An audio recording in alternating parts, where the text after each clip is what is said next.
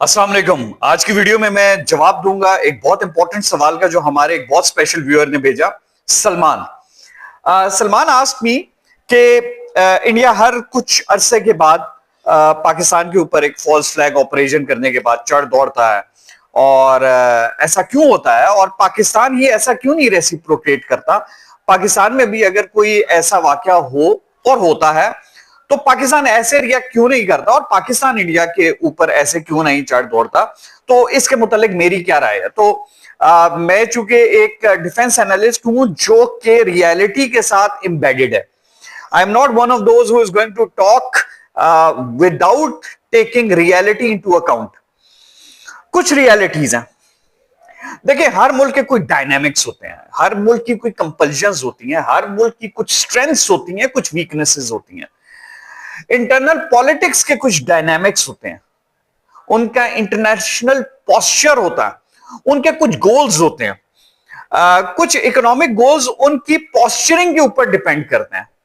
तो आपने अगर अपने आप को रीजन में एक पावर दूसरों को दिखाना है, इंपोज करना है, आपने अपने आप को इन्फोर्स करना है या कोशिश ये करनी है कि आप अपना जो इमेज है वो ऐसा रीजन में पोर्ट्रे करें कि दूसरे मुमालिक आपको एक पावरफुल एंटिटी के तौर पर लें, तो आपकी जो पोजीशनिंग होगी वो डिफरेंट होगी।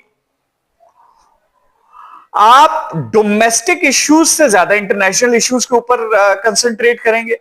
आप ऐसी मनूवरिंग करेंगे जिस मनूवरिंग में आप इंटरनेशनल प्लेयर्स के आगे ज्यादा खुल के सामने आए, आप एक इंपॉर्टेंट कंट्री के तौर पर रिकग्नाइज्ड हो। इंडिया के ग्लोबल एम्बिशंस हैं, अभी भी हैं और ऑफ कोर्स फ्यूचर में रहेंगे, और वो ग्लोबल एम्बिशंस कुछ हद तक बिल्कुल करेक्ट भी हैं। India is a very big country, बहुत बड़ी इकोनॉमी है।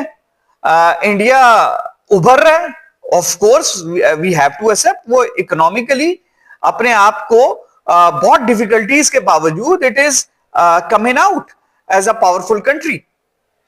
अब इंडिया ने इससे आगे देखना है, इंडिया ने ग्लोबल पोजीशनिंग लेनी है। इंडिया को यूनाइटेड स्टेट्स ने जो क्वाड में एक रोल दिया था वो भी इसी वजह से था कि India was coming out from the regional perspective into a possible future पार।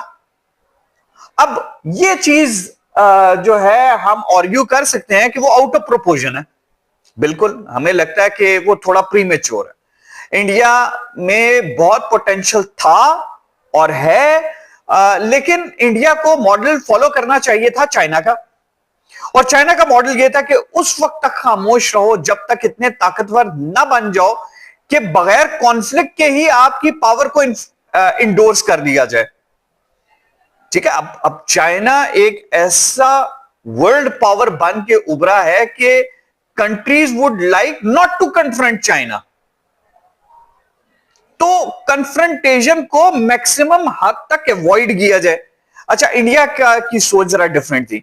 अब इंडिया का जो इमीडिएट नेबरहुड है, उस नेबरहुड को आप देखें, उस नेबरहुड में क्या है? बांग्लादेश है, नेपाल है, भूटान है, श्रीलंका है, मालदीव्स है। ठीक है, अब ये तो इतने सारे ममालिक तो मैंने आपको वैसे ही गिनवा दिए, छोटे छोटे ममालिक। उनके साथ भी जो अटैच है, अगर उनको भी साथ देखा जाए तो नथिंग। फिर पाकिस्तान और चाइना, चाइना को तो आप निकाल ही दीजिए ना। चाइना तो, इंडिया और चाइना के बीच में बराबरी तो नहीं, वो तो चाइना तो बहुत सुपीरियर है। पाकिस्तान के खिलाफ भी उसने ऐसी पोस्चरिंग करने की कोशिश की जैसे अपने बाकी नेबरहुड में करता था। और इसमें कोई दो राय नहीं है कि इससे पहले तक इंडिया की जो एक पोस्चरिंग थी उसको पाकिस्तान डिफरेंट तरीके से टैकल करता रहा।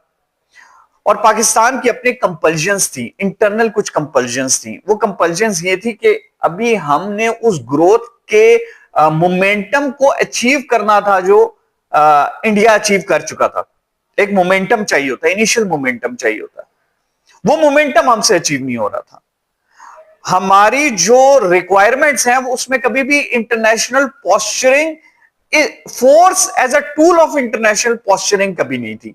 इंडिया की थी और इंडिया ने बाकी छोटे ममालिक के साथ भी वो अपनाई रखी। और पाकिस्तान के साथ भी अपनाने की कोशिश की। अब प्रॉब्लम इंडिया का यह है कि पाकिस्तान पहले जिस तरीके से अपोलोजेटिक होकर रिएक्ट करता था, पाकिस्तान ने अपनी अपनी जो पोस्चरिंग है वो डिफरेंट कर दी है। पाकिस्तान के लिए इंडिया कभी भी इंटरनल पॉलिटिक्स में इतना मैटर नहीं किया, ये तमाम पाकिस्तानियों को पता। ये उन इंडियंस को भी पता चल जाएगा जो इंडियंस अगर पाकिस्तानी तमाम पॉलिटिशियंस की, चाहे वो पीटीआई हो, पाकिस्तान पीपल्स पार्टी हो, पाकिस्तान मुस्लिम लीग हो, इवन दूसरी जो जमातें हैं, अगर मैं किसी के नाम को नहीं याद कर पा रहा, उनकी इलेक्शन में अगर आप स्पीचेस देखें, मैनिफेस्टो देखें, ऑब्जेक्टिव्स देखें, वो लोगों से क्या वादे करते हैं, इंडिया इज नोवेयर, इंडिया कहीं नहीं है। तो ये जो एक कॉन्सेप्ट है ना जी, पाकिस्तान के जहन में भी इंडिया की बड़ी दुश्मनी, कोई ऐसी बात नहीं है। हमारे तो किसी इलेक्शन के मैनिफेस्टो में इंडिया आता ही नहीं है। हमारे इंटरनल मसाइल के ऊपर हमारे मैनिफेस्टोज हैं। तो हमारे यहां कभी भी इलेक्टोरल पॉलिटिक्स में इंडिया स्टैंड्स हो। अच्छा, इंडिया में केस डिफरेंट है, उनके यहां मामला डिफरेंट है। उनके यहां इंटरनल पॉलिटिक्स, इंटरनल इश्यूज तो एक साइड पे, उससे बढ़कर पाकिस्तान से कैसे स्कोर तय करना है अपने बाकी नेबरहुड को। पाकिस्तान तो हमेशा सेंटर में रहा है इलेक्टोरल कैंपेन के, कि देखिए हमने पाकिस्तान के साथ ऐसा कर दिया, वैसा कर दिया। अब यह बात डिबेटेबल है कि उन्होंने इसको किस तरीके से अपनी इंटरनल पॉलिटिक्स को के डायनामिक्स को इस तरफ लेके गए। लेकिन अब जैसे भी ले गए, अब उनकी वो डायनामिक्स यही मांग उनसे करती है कि बताएं कि पाकिस्तान के खिलाफ आपका क्या पोस्चर है, क्या स्टेटमेंट है। तो अब उनकी यह मजबूरी बन गई है, यह अब उनकी मजबूरी है। They can't run away from that. Now they have to show to their public what is their posture against Pakistan.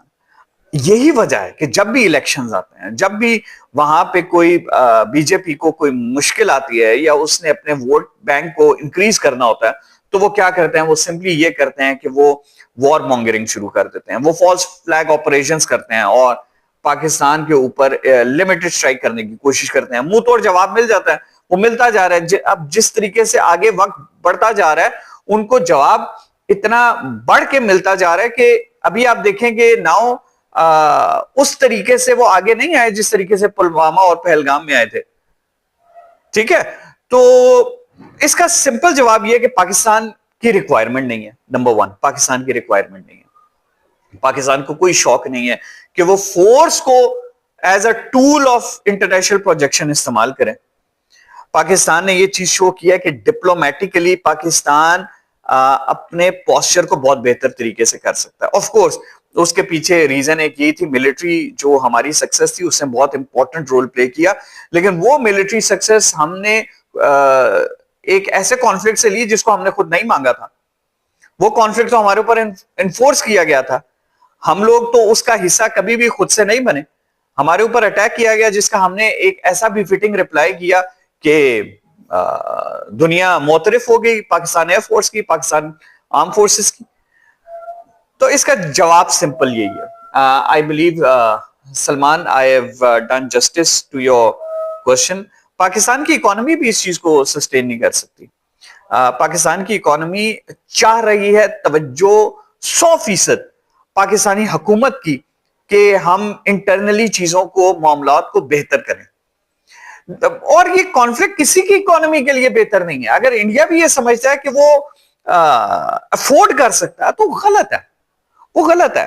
United states conflicts को जो है अफोर्ड नहीं कर सकता, कोई मुल्क नहीं कर सकता कॉन्फ्लिक्ट्स को। यूनाइटेड स्टेट्स की इकोनॉमी देखे किस तरीके से ड्रेन होगी इराक में और अफगानिस्तान में। नेटवर्थ उसने क्या पाया, उसने इराक की जो इन्वेजन थी और जो अफगानिस्तान की इन्वेजन थी वो तो बेसिकली पावर प्रोजेक्शन थी इंटरनेशनल बेसिस से। कितना यहां से सोना या चांदी या हीरे या जवाहरात अफगानिस्तान से भर के वो यूनाइटेड स्टेट्स लेके गए, कितना ऑयल निकाल के लेके गए, कितना कोल निकाल के लेके गए।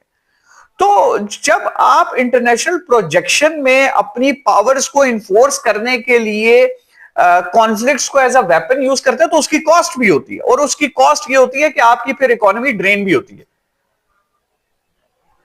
ये बात फिर एक अलग टॉपिक ऑफ डिस्कशन बन जाएगी। 10 मिनट्स तो हो गए कि ये जो वॉर इकोनॉमी होती है ये तो बड़ी फ्लरिश करती है। जी बिल्कुल फ्लरिश करती है, लेकिन जब एक एस्पेक्ट ऑफ इकोनॉमी फ्लरिश कर रहा होता है तो दूसरा एस्पेक्ट ऑफ इकोनॉमी गिर रहा होता है। तो यूनाइटेड स्टेट्स की मिलिट्री इंडस्ट्रियल कॉम्प्लेक्स ही तो समझ आती है कि चले एटलीस्ट वो तो बेनिफिट कर रहा था, लॉकहीड मार्टिन तो बेनिफिट कर रहा था, बोइंग रेथॉन तो बेनिफिट कर रहे थे, लेकिन इंडिया में बेनिफिट कौन कर रहा था? तो आप सवाल अपने पूछते रहिए, मैं कोशिश करूंगा अगर कोई इंपॉर्टेंट सवाल होगा तो उसके ऊपर प्रॉपर वीडियो, पूरी वीडियो बनाऊं। तो Salman, the answer that I have given you, I hope that I have done justice. और अगर आपको लगता है कि कोई फॉलो अप क्वेश्चन है तो do ask me. If I think कि दोबारा से उसकी कोई वीडियो बनती है तो I will sure make it, otherwise I'll reply to your comment. Do like, subscribe and support Professor Adil Azmat. Allah Hafiz.